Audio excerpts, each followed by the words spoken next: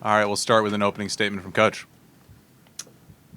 You know, when we play against Towson, we always know it's going to be a rock fight because that's a program that prides themselves on a lot of the things that we pride ourselves on: toughness, tenacity, rebounding, grit, and it is. And it was no different here tonight. And I have a lot of respect for them and their program and for Pat.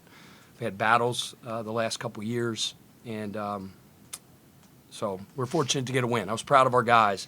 In a game that we didn't have our best offense, didn't shoot at a great percentage, and that's a credit to Towson for the defensive job they did. We found a way. And I think that's what really good teams do. When we had to get stops, we got stops and got big rebounds and stepped up, made big free throws late.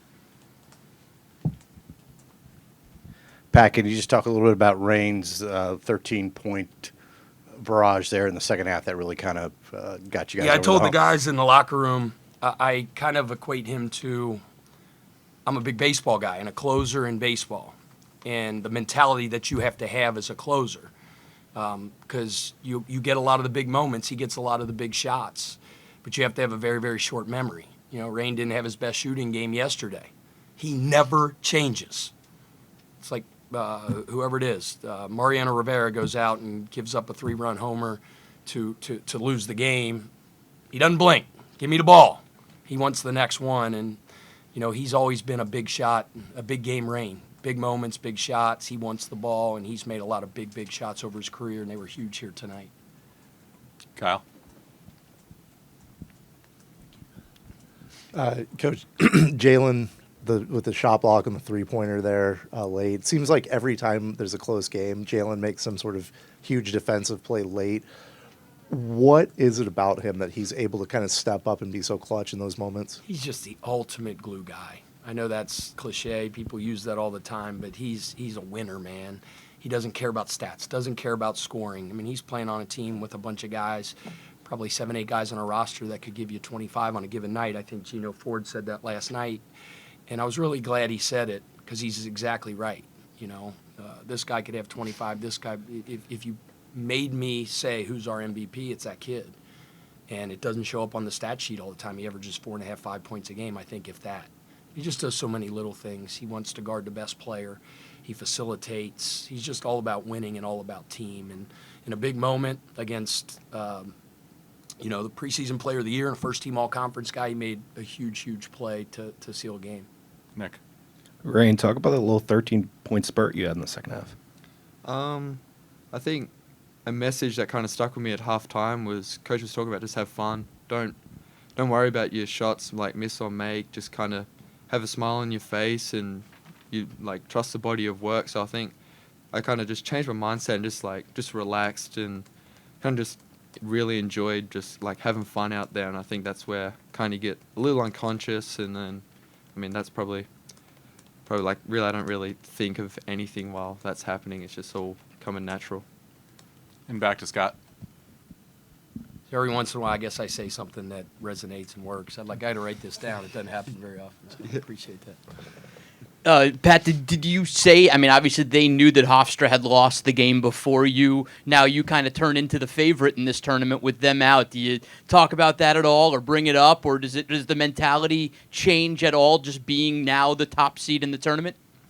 No, I mean, we never really – no. It didn't even come up. I mean, we're a very consistent team, and we do the same thing all the time. The biggest thing we do from game one to game now is when we walk in the locker room, we celebrate. We celebrate the wins. It doesn't matter if it's against a team in November or a team in the conference tournament. We're going to celebrate the wins. And obviously we know Hofstra lost. We're playing UNC Wilmington, which is a huge rival of ours. You know, we have a great rivalry over the years. There's mutual respect between programs. Same thing with Towson. Every time we play them, it's a battle, and it's going to be the same thing tomorrow. Yeah. Guys got to get back, get some rest, get something to eat, get to bed. It's late, and got an opportunity to play for a championship tomorrow, and we're excited about it. Coach, kind of going off that, what is a key or what are some keys to Wilmington tomorrow night? Be honest with you, I mean, we played them several times. I never I haven't watched one iota tape on Hofstra or UNC Wilmington. My sole focus has been on Stony Brook and then Towson here tonight. Obviously, we played them twice. Takeo does an unbelievable job. They play hard defensively. They disrupt. They get out in passing lanes. And they got a bunch of weapons offensively. So won't be much sleep tonight. We'll get back, open up the computer, and start focusing on UNCW. Zach, and then Andrew. For both of you guys, they run Timberlake off so many screens, so much off-ball action, and he has caused you guys problems before. Tonight, it seems like you guys made him work really hard, 17 points, 18 shots, though. What was the adjustment there between the two games, and how were you able to execute it, especially late when he kind of had some times when he got going? Yeah, I mean, that's kind of what we talk about, staying consistent and, like, we have a saying, like, do what we do. Like, that's kind of what we want to do, want to disrupt, and we don't want to base how we've defended kind of off results. Like, we have really bad defensive possessions and they just miss a shot, and we can't, like, and then really good ones and they make a shot. So it's like, we can't drop our head if he makes a tough one, or, like, he's a really good player. So I think that's kind of what it is just, like, playing really hard and obviously, like, doing a lot of scout and watching film, and the guys do a really good job at locking in when we have film sessions and watching stuff on our own, so I give credit to that. Andrew? I thought Dalton came out in the start of the second half, got a couple of baskets, kind of got y'all going. Could y'all just talk about that and kind of the start of that second half, which I thought really got you rolling? Yeah, I mean, Dalton's, if I say Jalen's kind of affectionately say our MVP, Dalton's kind of our heart and soul. He's our engine, right? I mean, anybody can look out there and see the energy that he plays with, grit and the tenacity, and it just is infectious, and it rubs off on other guys. So he's obviously a decorated player, first team all conference, and in that moment he stepped up, made big plays, and got us off to a good start in the half. Dan, then Scott. Pat, you may have addressed this in your opening statement. Obviously, you get out there to a 10 or 11-point lead in the second half, and Towson comes back to, I think, take the lead. What was the message there in the final war towards the end? We always talk about second half excellence and winning time. Winning time to us is the last two wars, the last 8 minutes of the game, and it was one of the big keys of the game. We talked about the fight. We got to win the fight. That was first and foremost. And we talked about how, we had to disrupt them defensively because, they grind you. They run all their stuff. And then the third thing was being great when it matters the most, being our best. And before I even got in the huddle, those guys are saying those type of things. So we just locked into what we do and got big stops and found a way. Scott? Rain, what did you grow up in Australia knowing about the big dance, the NCAA tournament? Did you know one shining moment, all of that stuff? And has it set in that tomorrow you get the opportunity to punch a ticket to that tournament? Yeah, of course. That's like the March Madness is the reason why I wanted to come over here and play college basketball since I was like 14 years old. So to have the opportunity, and that's like one of the reasons why I wanted to go with Coach Kelsey, especially. It's like I trust how he wins games and everything like that. So I mean, yeah, March Madness is the reason why I've came to college, and I mean, to have the opportunity to do that's going to be really special. Summer, last one. Rain, I know Coach talked about Wilmington, but obviously for you as a player to a team that y'all have already played twice this year, a rivalry, what does it mean playing them for a championship tomorrow and a potential ticket, to the tournament with that win? Yeah, it's going to be exciting knowing it's a rival game, and like the way they play is like they're tough. They want to disrupt, like we said. So I mean, it's going to be a battle from start to finish. So really looking forward to kind of getting out there and playing that style. All right, thanks, guys. Hey, congrats to Charleston. Obviously, a hard-fought game. We had a bad start to the second half, and then somehow fought back. Though we had a couple shots late, didn't go in. Appreciate our older guys for kind of fighting through things the whole year. As far as the game, what I liked is we guarded really well. We rebounded really well.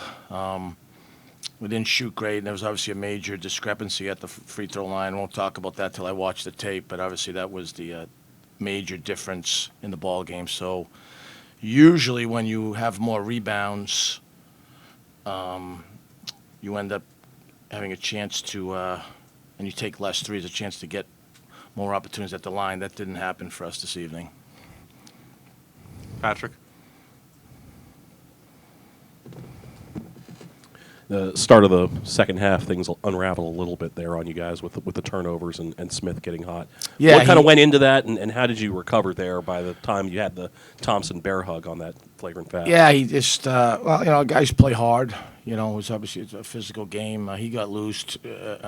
Smith separated them, and then I had watched the tape. Somehow we just ratted the game out and got back in it. We got stops. We controlled the defensive glass. Cam was really good.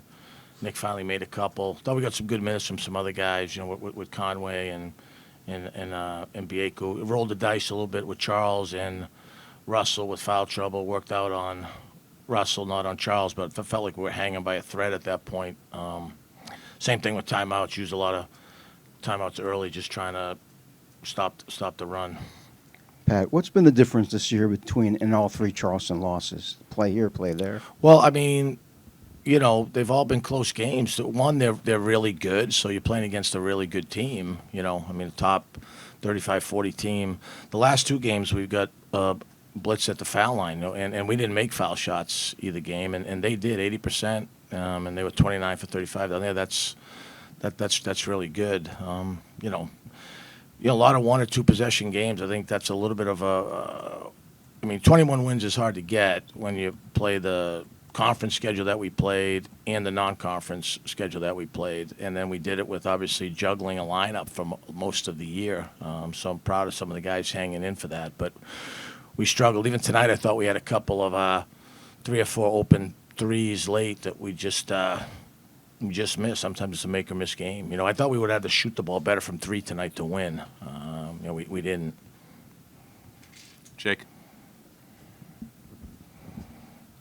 Coach, Charles picks up his 5th foul. You have to bring in Chris for pretty much the rest of the game. What did you think of his play, over that final period of the second half? Yeah, I thought he did a good job. He rebounded it, and he did a good job on number 10, who's obviously a terrific player.